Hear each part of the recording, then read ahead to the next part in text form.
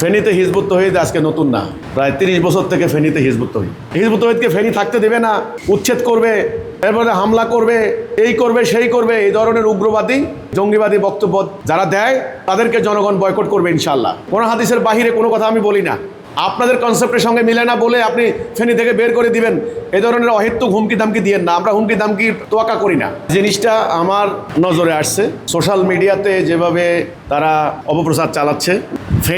ফেনীতে হিজবুত তৌহিদ আজকে নতুন না, এটা প্রায় 2 যুগের বেশি, প্রায় 30 বছর থেকে ফেনীতে হিজবুত তৌহিদ। ফেনী বশিকপুরে হিজবুত তৌহিদের আমিরের বাড়ি, সেখান থেকে ফেনী জেলায় হিজবুত তৌহিদের কার্যক্রম। আজকে এই যে বিশেষ করে খেলাফত মজলিসের কিছু কওমি মাদ্রাসার কিছু পোলা পাই না এখন বাইরে হয়েছে, ওদের জন্মের আগে হিজবুত তৌহিদ ফেনীতে, ওদের জন্মের আগে হিজবুত তৌহিদ ফেনীতে। এর আগেও বহুত মিছিল গেছে, মিটিং গেছে, সমাবেশ গেছে, অপপ্রচার করছে, মিথ্যাচার করছে, ওয়াজ মাহফিলে হিজবুত তৌহিদের বিরুদ্ধে বাড়ি ঘরে হামলা চালাইছে, হিজবুত তৌহিদের মামলা হয়েছে। এটা আজকে নতুন না তো। ফেনী জেলখানায় কত হিজবুত তৌহিদকে বন্দী করা হয়েছে। ফেনী টাউনে হাজার হাজার পোস্টার হ্যান্ডবিল আমরা দিয়েছি, মিছিল হয়েছে, সমাবেশ হয়েছে, মানববন্ধন হয়েছে, ফেনীতে আমাদের জনসভা হয়েছে, এখনো হচ্ছে সরকারের অনুমোদন নিয়ে। হিজবুত তৌহিদ একটা বৈধ আন্দোলন, আইন মান্যকারী আন্দোলন, দেশপ্রেমিক জনতার আন্দোলন, ইমানদার মোমেনদের আন্দোলন।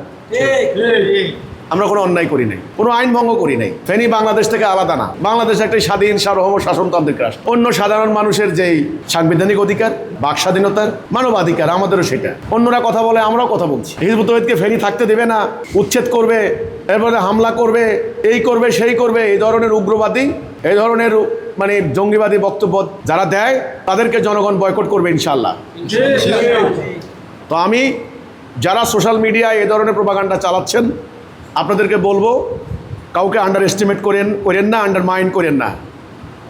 হিজবুত তৌহিদ শক্তিশালী আদর্শিক আন্দোলন, কোনো স্বার্থ নিয়ে হিজবুত তৌহিদ কাজ করে না। আমার বক্তব্য সোশ্যাল মিডিয়ায় হাজার হাজার মানুষ দেখতে পাচ্ছেন। মানুষ এখন ক্রস এক্সামিন করছেন, পরীক্ষা নিরীক্ষা করছেন, কোরআন দেখছেন, হাদিস দেখছেন। কোন হাদিসের বাহিরে কোনো কথা আমি বলি না। আপনাদের কনসেপ্টের সঙ্গে মিলে না বলে আপনি ফেনী থেকে বের করে দিবেন, এই ধরনের অহেতুক হুমকি দামকি দিয়েন না। আমরা হুমকি দামকি তোয়াক্কা করি না। আর হিজবুত তৌহিদ কোনো সুফিবাদী আন্দোলন না, ওই একটা মাজারে হামলা করে মাজার গুড়াই দিবেন, নো। হিজবুত তৌহিদ মুজাহিদদের আন্দোলন। হিজবুত তৌহিদের সদস্যরা জেহাদ করার জন্য, শহীদ হওয়ার জন্য শপথ করে ভর্তি হয়। কাজেই এ ধরনের উগ্রবাদী, এ ধরনের মব সৃষ্টি করার মতো কথাবার্তা ফেসবুকে প্রচার না করার জন্য আমি তাদেরকে অনুরোধ করব। আর ফেনীর ধর্মপ্রাণ মানুষকে বলবো, ওদের এই অপপ্রচারে, মিথ্যাচারে আপনারা প্রভাবিত হবেন না। আপনারা আমার বক্তব্য দেখেন, আমাদের বক্তব্য দেখেন, আমাদের কর্মসূচি দেখেন। আমরা আল্লাহর দ্বীন প্রতিষ্ঠা করতে চাই, আমরা জাতিকে তাওহীদের উপর ঐক্যবদ্ধ করতে চাই। এই ধর্ম ব্যবসায়ী গোষ্ঠীর গায়ে জ্বালা ধরেছে, কারণ আমরা ধর্মের নামে বিনিময় নেওয়ার বিরুদ্ধে কথা বলেছি, ধর্মকে ব্যবহার করে রাজনৈতিক স্বার্থ হাসিলের বিরুদ্ধে কথা বলেছি, ধর্ম ব্যবসার বিরুদ্ধে কথা বলেছি। এই গোষ্ঠী আদা জল খেয়ে নেমেছে আমাদের বিরুদ্ধে। কাজে ফেনীর জনগণ, সাধারণ ধর্মপ্রাণ মুসলমানদের প্রতি আমার আবেদন থাকবে, আপনারা এদের মিথ্যাচারে গুজবে আপনারা প্রভাবিত হবেন না। আমরা কি বলি, আমাদের কথা শুনুন। আর প্রশাসনকে আমি অনুরোধ করব, যারা অ্যাডমিনিস্ট্রেশনে আছেন, ল এনফোর্সমেন্ট এজেন্সি যারা আছেন, তাদেরকে বলবো, আমাদের অধিকারকে আইনগতভাবে আপনারা সমুন্নত করেন।